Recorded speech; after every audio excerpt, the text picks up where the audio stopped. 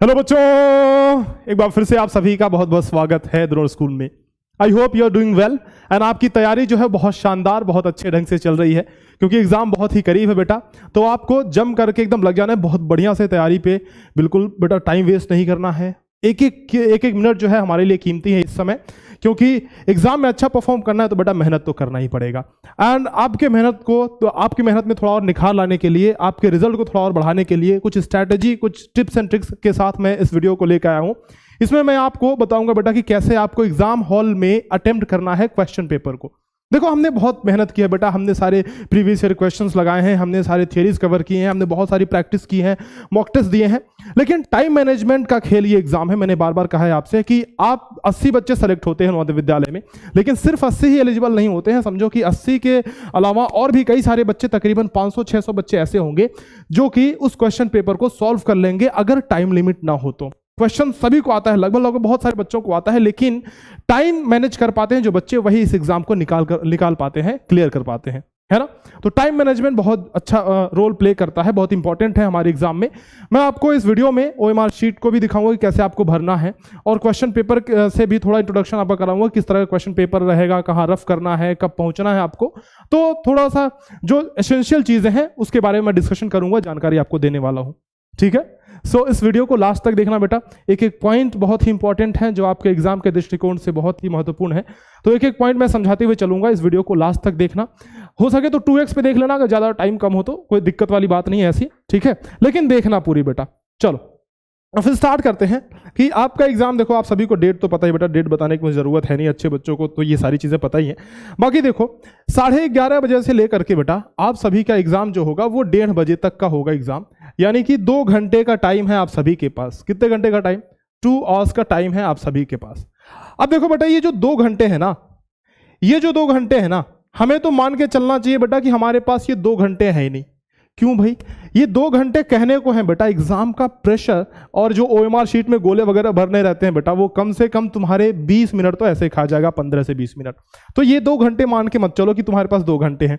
2 घंटे से कम का टाइम है, यानी 1.5 घंटे से लेकर के 1 घंटे 45 मिनट तक, यही कुछ आसपास का टाइम है आपके पास। और उसी टाइम में आपको अपना पूरा अपने सारे क्वेश्चंस करने हैं, और बहुत ही अच्छे से ओएमआर शीट में बहुत ही सावधानी से गोले भरने हैं, ताकि कोई भी जो क्वेश्चंस हैं उन, मतलब एक क्वेश्चन के दूसरे क्वेश्चन में आप आंसर ना कर दो।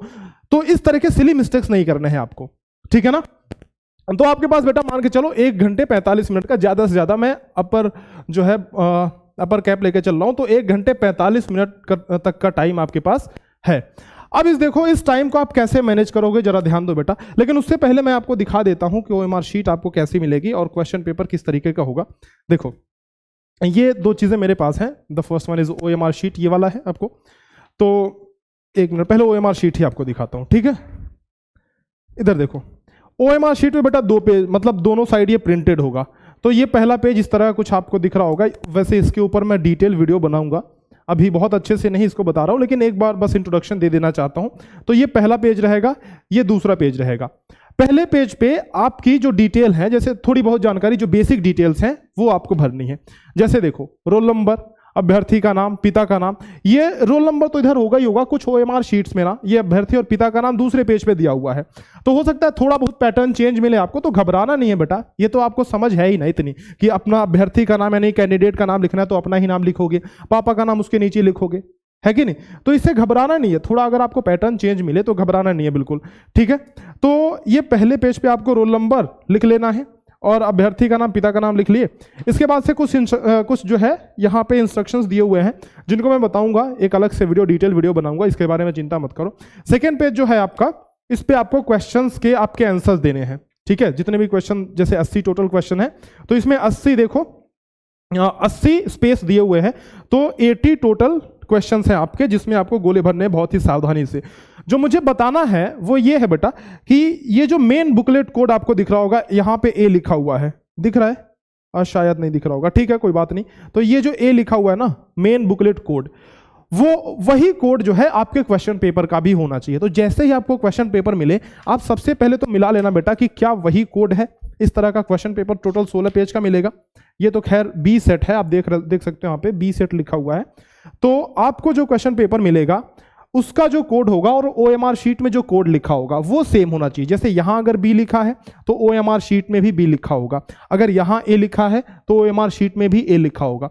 जो OMR शीट होगा वो आपको इसी पेपर के अंदर ही मिलेगा, मतलब वो अलग से नहीं दिया जाएगा, इस क्वेश्चन पेपर के अंदर ही मिलेगा। टोटल आपके पास 16 पेजेस दिखेंगे बेटा, 8 पन्ने, यानी 1 2 3 इस तरीके से, ये 4, फिर ये 5 6 7 और लास्ट में 8, यानी कि टोटल 8 पन्ने, मतलब दोनों साइड मिला करके 16 पेज है टोटल। तो ये गिन लेना है आपको कि टोटल 16 पेज मिले हैं कि नहीं मिले हैं। देखो मैं बताऊं कि ये जो एग्जाम शुरू होगा आपका ना, वो एक्चुअल में तो 11:30 बजे से शुरू होगा, लेकिन 11:15 पे आपको पेपर मिल जाएगा।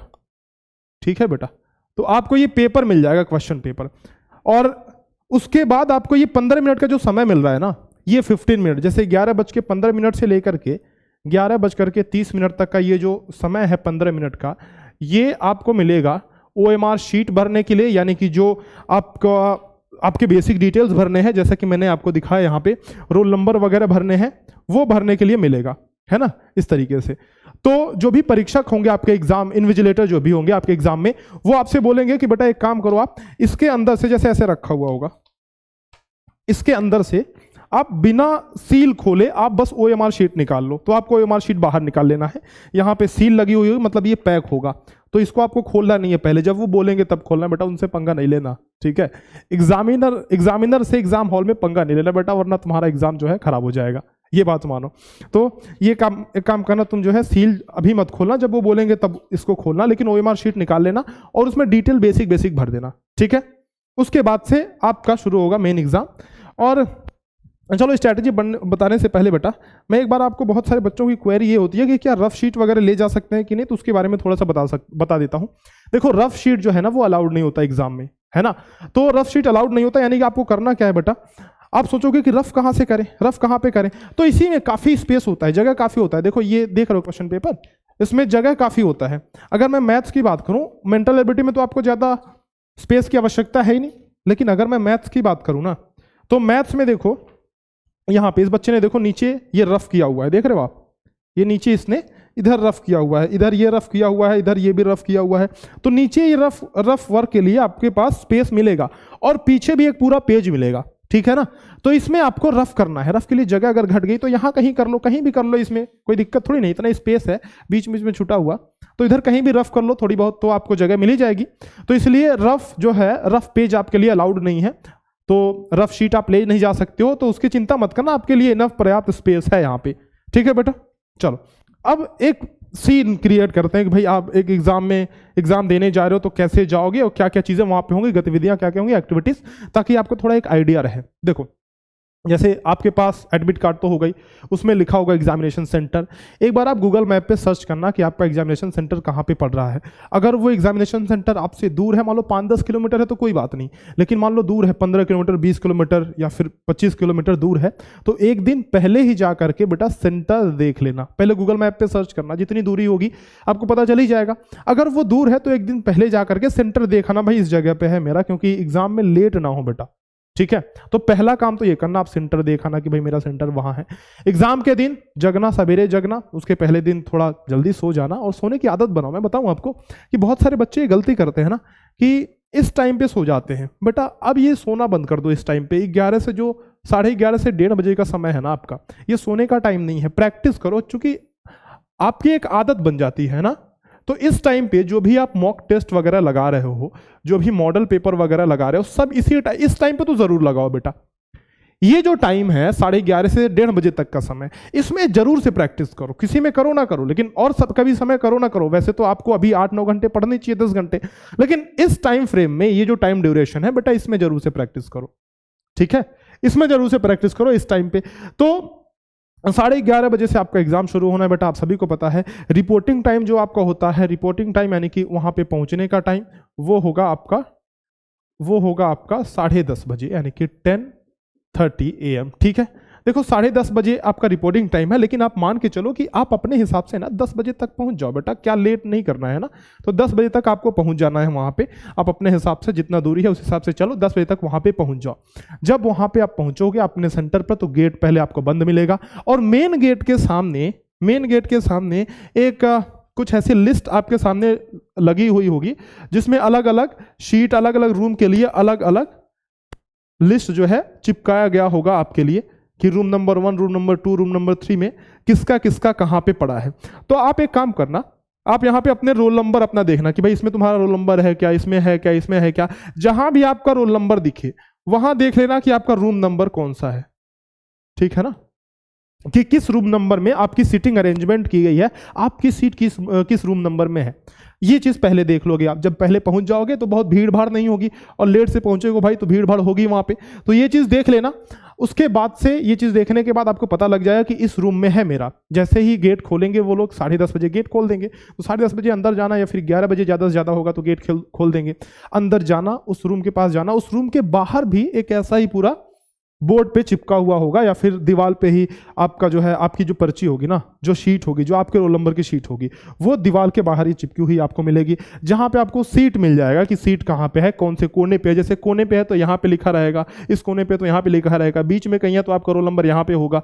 और जब आप अंदर घुसोगे तो आपके बेंच पे, आपके डेस्क पे भी ना एक स्लिप चिपकी हुई होगी आपके नाम की और रोल नंबर की। तो ढूंढ लेना। प्रॉब्लम हो रही है तो इन्विजिलेटर से पूछ लेना, भैया इतना तो हेल्प करते हैं, सारे बहुत अच्छे होते हैं, ठीक है। तो सारे आपके हेल्प करेंगे। वहां पे अपनी सीट ढूंढ लेना और आराम से बैठ जाना, क्योंकि वहां पे आपके गार्जियन तो होंगे नहीं, वहां पे तो सीधा आप ही जाओगे, ठीक है। तो वहां पे थोड़ी होशियारी, थोड़ी सजगता के साथ जाना और वहां अपनी सीट ढूंढ करके बैठ जाना, आराम से वेट करना जब तक आपको क्वेश्चन पेपर ना मिल जाए। क्लियर बात है बेटा, कोई दिक्कत तो नहीं होगी आपको। चलो, दूसरी बात, क्या क्या चीजें रिक्वायर्ड हैं वो देखो, क्या क्या चीजें आपको लेकर के जाना है। तो जो भी रिक्वायर्ड थिंग है ना, क्या क्या चीजें आपको लेके जाना है वो जरा देखो बेटा। पहला सबसे जरूरी चीज जो आपको भूलना नहीं है वो तो है एडमिट कार्ड बेटा, इसके बिना काम तो चलने नहीं वाला है। दूसरा, आधार कार्ड ले लेना। दूसरा, आप आधार कार्ड लेना, आईडी कार्ड के तौर पे एक आधार कार्ड ले लेना। तीसरा बेटा, आप जो है अभी देखो कोविड के कुछ सिचुएशंस बढ़ रहे हैं, वैसे उस पर तो लिखा नहीं हुआ है, क्या बोलते हैं, एडमिट कार्ड पे तो लिखा नहीं है, लेकिन आप मास्क ले लेना एक तरीके से अपने सेफर साइड के लिए। मास्क बस ले लेना, बाकी सैनिटाइजर वगैरह लेने की अभी ज़रूरत नहीं है कुछ खास, लेकिन चाहो तो ले सकते हो, ठीक है। ये चीज़, राइटिंग पैड ले लेना बेटा। होता क्या है ना, मैं बताता हूँ आपको, कि किसी किसी स्कूल में जो बेंच होते हैं ना, डेस्क बेंच जो होता है, जो डेस्क होता है वो खुरदुरा सा होता है, मतलब ऐसे टूटा फूटा हुआ होता है। तो आप जब उस पर OMR लिख करके भरोगे तो उस पर छेद हो जाएगा, अच्छे से वो लिखेगा नहीं, मतलब बढ़िया से आप उसको भर नहीं पाओगे, फिलअप नहीं कर पाओगे। तो इसीलिए राइटिंग पैड ले लेना, ये जरूरी है आप सभी के लिए, ठीक है। चलो, पांचवा पॉइंट बेटा, पांचवा चीज, आपको पेन ले लेना है, 2 पेन ले लेना बेटा। पेन आपको ले लेना है, पेंसिल अलाउड नहीं है तो पेन 2 ले लेना, और ये भी स्पेशली ब्लैक ले लेना, आप ब्लैक ले लेना। एक चीज उसमें ध्यान देना बेटा कि एकदम नया नया पेन मत लेके जाना। ये नहीं कि भाई दुकान पे गए खरीदे और डायरेक्टली वहीं जाकर के उसके पैकेट खोल रहे हैं पेन का, तो ये आपके लिए दिक्कत वाली बात हो जाए, क्योंकि नया नया पेन तो चलता नहीं है। थोड़ा रगड़ लेना, घिस लेना, उससे प्रैक्टिस कर लेना 1-2 OMR की, फिर लेके जाना वहां पे, ठीक है। तो ये जो पेन लेना वो नया मत लेना आप, मतलब नया ही लोगे लेकिन थोड़ा चला हुआ, 1-2 दिन चला हुआ हो तो ज्यादा बेटर रहेगा। तो पेन आप ले लेना। बाकी कुछ खास चीज़ों की आपको ज़रूरत है नहीं बेटा। देखो, रिस्ट वॉच आप चाहो तो ले सकते हो, लेकिन वहाँ पे घड़ी लगी हुई होगी, हर एक आधे घंटे के बाद एक बेल बजाई जाएगी, जिससे आपको पता चलेगा कि भाई आधा घंटा मेरा बीत गया, ठीक है। हर एक आधे घंटे के बाद एक घंटी लगेगी। और वैसे दीवार पे घड़ी होगा तो शायद वो रिस्ट वॉच अलाउ ना करे, लेकिन आप ले सकते हो। अगर अलाउ करें तो रिस्ट वॉच जो है, आपकी कलाई घड़ी जो है वो आप लेके जा सकते हो, ठीक है। बस इतने चीज़ों की ज़रूरत है, बाकी कुछ खास चीज़ों की ज़रूरत नहीं। ज्योमेट्री बॉक्स वगैरह वो अलाउ करेंगे नहीं वैसे भी, और ले भी नहीं जाना है आपको कोई। एक काम करना ना, अपने साथ जो आप चाहो, जैसे कि आप चाह रहे हो इरेजर पेंसिल ले जाना तो अपने साथ ले जाओ, क्या दिक्कत है। वहाँ पे जो अलाउ करेंगे उसको ले जाना, नहीं करेंगे तो मत ले जाना, सिंपल सी बात है। बहुत सारे बच्चे कमेंट में इस क्वेश्चन की भीड़ लगा देते हैं, भाई मास्टर क्या ज्योमेट्री बॉक्स ले जा सकते हैं, क्या इरेजर ले जा सकते हैं, क्या पेंसिल ले जा सकते हैं, क्या बेल्ट पहन के जा सकते हैं, क्या चश्मा पहन के जा सकते हैं, क्या टोपी पहन के जा सकते हैं। बेटा जाओ अपने हिसाब से, आप तुम्हें ना जो चीज़ लगता है कि मुझे ले जाना चाहिए ले जाओ बेटा। वहाँ आपके पेरेंट्स जाएंगे, जो अलाउड नहीं होगा वो रख देंगे आपके पेरेंट, ठीक है। आप अपने पेरेंट के पास रख देना वो चीज़। तो जिस बात में तुम्हें खुशी हो ले जाओ, इसमें चिंता मत करो, इतना मत सोचो इस एग्जाम के लिए। सिंपल जाओ, जितना सिंपल जाओगे उतना ही सिंपली आप एग्जाम को अटेम्प्ट कर पाओगे, ठीक है। ज़्यादा ये सोचना नहीं है, बस एक वीडियो देखो, खत्म कहानी। और क्या है ना कि मैं हमेशा आपसे कहता हूँ कि आजकल के ज़माने में रिसोर्सेज बहुत ज़्यादा है हमारे पास, और कम से कम मिनिमम रिसोर्सेज फॉलो करके तैयारी करोगे तो बेटर तैयारी होती है बेटा, ठीक है। तो ज़्यादा इधर उधर की वीडियो मत देखो, एक वीडियो देख रहे हो, आपके दिमाग में मैं सारी चीजें आपको बता दूंगा, कुछ भी ऐसा छोड़ूंगा नहीं कि आपके दिमाग में कौतूहल सूझे कि भाई दूसरी वीडियो देखते बैठे हो, आप तीसरी वीडियो देख रहे हो। तो फालतू एक टॉपिक पे ज्यादा वीडियोस वगैरह मत देखो, टाइम है नहीं हमारे पास, सिंपल बात तो ये है, ठीक है। तो ये सारी चीजें लेकर के आप चले जाना बेटा एग्जाम हॉल में। और अब चलो, अब टाइमिंग पे थोड़ी सी बात करते हैं। आई थिंक ये चीजें आपको क्लियर है कि आप एग्जाम हॉल में जाओगे कैसे, पहुंचोगे कैसे, और कैसे जो है क्या क्या चीजें आपको ले जाना है। चलो, अब हमने कहा जी 2 घंटे का टाइम है, और इस 2 घंटे के टाइम को चलो पूरे टाइम को ही एक बार डिवाइड करते हैं बेटा। 2 घंटे का टाइम है तो आपको एक बार मैं स्ट्रैटेजी बताता हूं कि कैसे आपको अटेम्प्ट करना है पेपर। देखो, इस 2 घंटे के टाइम को मैंने बेटा 3 भागों में बांट रहा हूं मैं। देखो यहाँ पे, एक तो लगभग 45 मिनट का एक टाइम बांट रहा हूं मैं, लगभग 45 मिनट का दूसरा भी टाइम मैं बांट रहा हूं, और लगभग ये 30 मिनट का तीसरा टाइम। ये कोई एग्जैक्ट नहीं है, अपने हिसाब से देख सकते हो, ठीक है। लेकिन ये आजमाया हुआ तरीका है, बढ़िया स्ट्रेटेजी है, तो इसको फॉलो करोगे तो अच्छा रहेगा बेटा। आपका एग्जाम काफ़ी अच्छा उसमें परफॉर्म करोगे, यानी कि बहुत ही अच्छे से, बहुत ही सुकून के साथ बढ़िया आप उसमें परफॉर्म कर लोगे। देखो 45 मिनट जो है ये अलग समय बांट दो। इसमें आपको करना क्या है, मेरी बात ध्यान से सुनना। अब ये मेन चीज आई है बेटा, बात ध्यान से सुनना। पहली बार तो आपको OMR नहीं भरना है। OMR शीट जो मैंने आपको दिखाया उसमें गोले अभी नहीं भरने हैं। इस 45 मिनट में आप एक काम करना, क्वेश्चन पेपर उठाना बेटा, सीधा क्वेश्चन पेपर उठाना, ठीक है। तुम्हें जो मर्जी एकदम स्टार्टिंग से सॉल्व करते जाओ ना, एक किनारे से सॉल्व करते जाओ बेटा, कोई इसमें चुनना नहीं है, एक किनारे से। जैसे ही जो भी ये चीज आ रही है ना आपके पास, जो भी पहला मेंटल एबिलिटी का आया उसको सॉल्व करते जाओ, जो आ रहा है उस पर टिक करते जाओ बेटा, उस पर राइट का निशान लगाते जाओ। फंसना नहीं है, कहीं रुकना नहीं है। कोई क्वेश्चन अगर फंस रहा है ना तो आगे छोड़ करके बढ़ जाओ, उस पर टाइम आपको नहीं देना है। मेरे कहने का मतलब यह है कि उस पर टाइम नहीं देना है। अगर कुछ भी फंस रहा है तो उससे आगे बढ़ जाओ, रुकना नहीं है, ठीक है। जल्दी जितनी जल्दी हो सके एकदम जल्दी सॉल्व करो। यानी कि ये 45 मिनट में आपको पूरा का पूरा क्वेश्चन पेपर सॉल्व करना है बिना रुके। जो क्वेश्चन छूट रहे हैं, जो जिस क्वेश्चन में टाइम लग रहा है, जिस क्वेश्चन में आप फंस रहे हो, बेटा छोड़ दो उस क्वेश्चन को, आगे बढ़ो। बात क्लियर है? आगे बढ़ना है, टाइम आपको मैनेज करना है, इसलिए टाइम उस पर नहीं देना है। जो आसान से बिल्कुल क्वेश्चन है, जो यूं देखते बेटा ऐसे ही लग जा रहे हैं बिल्कुल, ठीक है, तो उनको आप करते हुए आगे की तरफ बढ़ो, ठीक। अब देखो, आपने ये पूरा देखा, आगे बढ़ा, टिक लगा करके, सही टिक लगा करके, जितने भी क्वेश्चन आपके आ रहे हैं वो टिक लगा के आगे बढ़ते जाओ बेटा, ठीक है। फिर इसके बाद मैथमेटिक्स आएगा। अच्छा, एक चीज का ध्यान रखना कि कभी कभार ना ये कुछ क्वेश्चन के पैटर्न बदल जाते हैं, तो इंस्ट्रक्शन जरूर से पढ़ना कि क्या निर्देश लिखा हुआ है, क्या कहने को कह रहा है, हमें क्या करने को कह रहा है। क्योंकि हम जिस पैटर्न पे तैयारी करके गए हैं, हो सकता है बेटा वो पैटर्न एग्जाम में आया ही ना हो, कभी कभी पैटर्न चेंज हो जाता है और ये बताते नहीं है, ठीक है। तो इसीलिए आपको क्या करना है, आपको इंस्ट्रक्शंस पढ़ने हैं बेटा, इंस्ट्रक्शन अच्छे से पढ़ना। अगर इंस्ट्रक्शन पढ़ने में बहुत ज़्यादा भी टाइम नहीं लगाना है, एक बार पढ़ोगे तो तुम्हें पता चल ही जाएगा। वैसे आपको फिगर्स देख के पता चल जाएंगे, अगर आपने तैयारी अच्छे से की है तो फिगर देख के तो पता चल कर ही लोगे, लेकिन इंस्ट्रक्शन देखना अच्छे से, ठीक है। तो इस तरीके से बेटा सारे जो है एक बार कर जाना। देखो, जो गद्यांश की मैं बात करता हूं, पैसेजेस की बात करता हूं, उसमें मैंने हमेशा आपसे कहा है कि पहले बेटा जब भी पैसेजेस आए ना, पहले क्वेश्चन पढ़ो, एक बार क्वेश्चन पढ़ो, तो तुम्हारे दिमाग में आइडिया आएगा कि भाई ये क्वेश्चन पूछा था। जब आप पैसेज पढ़ोगे तो तुरंत क्लिक करेगा, जिस लाइन में वो चीज रहेगा ना उस क्वेश्चन का आंसर, तुरंत बेटा तुम्हारे दिमाग में यूं क्लिक कर जाएगा कि भैया यहाँ ये क्वेश्चन पूछा हुआ था और इसका आंसर ये होगा। तो पहले क्वेश्चन पढ़ो, एक सरसरी निगाह से ये सारे क्वेश्चन पहले पढ़ो, ठीक है। ये काम आपको करना है, ये चीज करनी है। तो 45 मिनट में मेरे बच्चे आपको क्या करना है, 45 मिनट में OMR शीट तो अभी भरना नहीं है। आप एक काम करना है, इन 45 मिनट्स में सारे क्वेश्चन, जो 80 क्वेश्चन में से जो भी आपको आ रहा है उसको सॉल्व करो, जो नहीं आ रहा है उसको आप छोड़ते जाओ, ठीक है, सिंपल बात है। उसके बाद आ जाओ इस सेक्शन में, यानी कि मान के चलो आपको 5 से 10 मिनट का समय लगेगा OMR शीट भरने में। बहुत ही सावधानी से, बिल्कुल कूल माइंड से आप सोचो कि अभी आपका 45 मिनट निकला है, अभी आपके पास 45 और प्लस 30 है ना, अभी बहुत टाइम है आपके पास, तो चिंता करने वाली बात नहीं है, अभी आपके पास टाइम है, ठीक है। तो हड़बड़ी नहीं करनी है, जिस क्वेश्चन का जो आंसर है उसी क्वेश्चन में, उसी गोले में आपको भरना है, ठीक है। ये नहीं कि पहले का आंसर दूसरे गोले में भर दिया, दूसरे का तीसरे में, तीसरे का चौथे में, चौथे का पांचवें में, तो एकदम अल्टरनेट ऐसे गलती होती चली जाती है ना। तो ये चीज आपको नहीं करनी है, ठीक है। ये इस बात पे थोड़ा ध्यान देना है बेटा, क्योंकि आप सारे जो भी क्वेश्चंस है ना उनका फिल कर रहे हो, इसीलिए गलती नहीं करनी है, लगातार कंटिन्यूअस फिल कर रहे हो, तो देख करके बहुत सावधानी से, बहुत ध्यान से आपको इसमें भरना है, ठीक है। 5-10 मिनट हो गए, बाकी आपके पास फिर भी 35 से 40 मिनट बचेंगे बेटा। देखो, अब इसमें this is the second step. अब इसमें ना, अब आपको देखना है कि कौन सा सेक्शन आपको कठिन लगता है।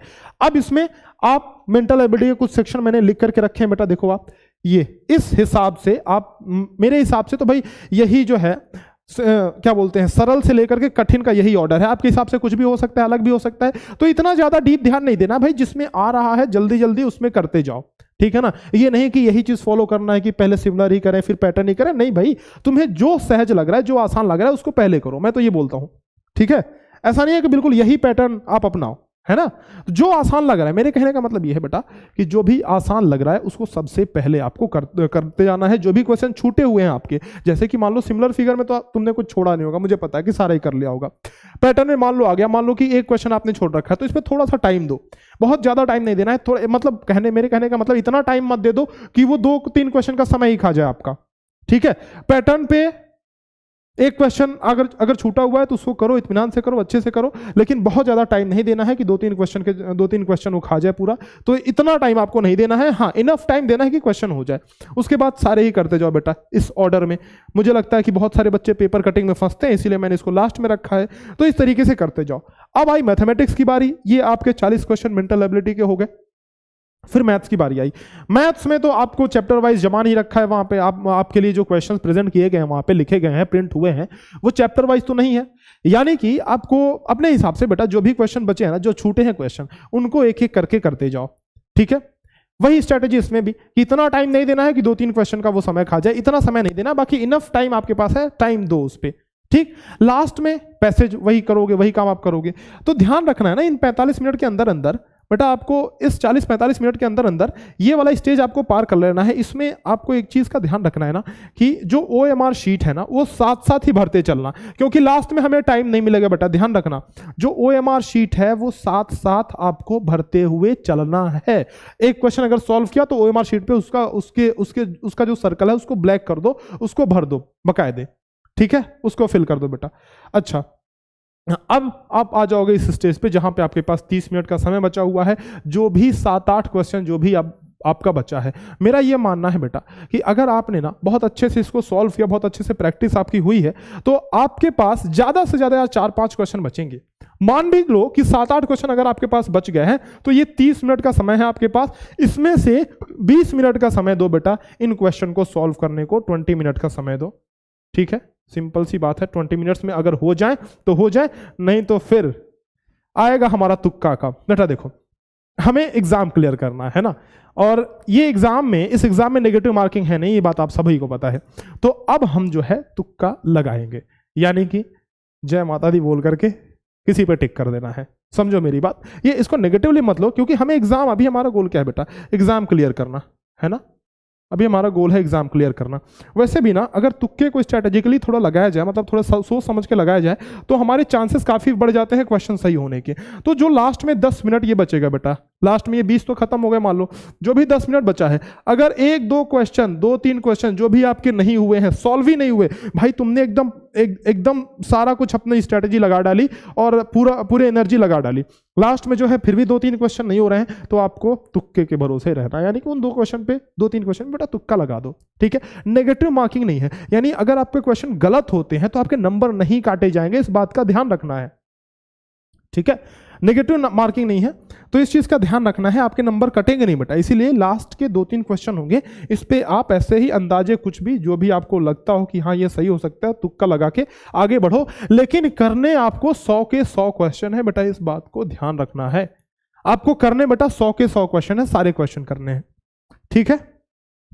आपको करने सारे क्वेश्चन है, लास्ट में तुक्का लगाओ भले, लेकिन सारे 100 क्वेश्चन अटेम्प्ट करके आने, एक भी क्वेश्चन छोड़ना नहीं है बेटा, इस बात का ध्यान रखना है आपको, ठीक है ना।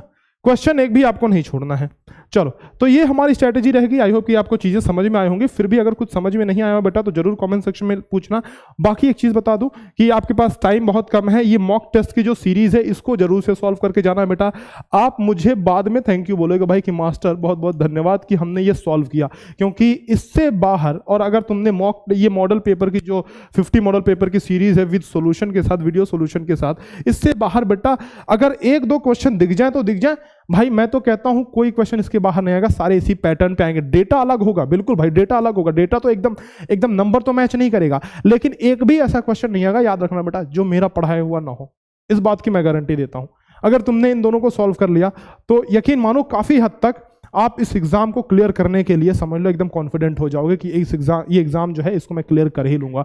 ठीक है, तो इसमें जाकर के एनरोल कर लेना। द्रोण स्कूल का ऐप प्ले स्टोर से डाउनलोड करना, जैसे कि आप सभी ऐप्स डाउनलोड करते हो, तो प्ले स्टोर से द्रोण स्कूल का ऐप डाउनलोड करना। उसमें आपको ये मिल जाएगा 30 मॉक टेस्ट की जो सीरीज है और 50 मॉडल पेपर की सीरीज है। सैनिक का, ये सैनिक स्कूल की हमारी सीरीज चल रही थी, अभी तो उसका एग्जाम है नहीं।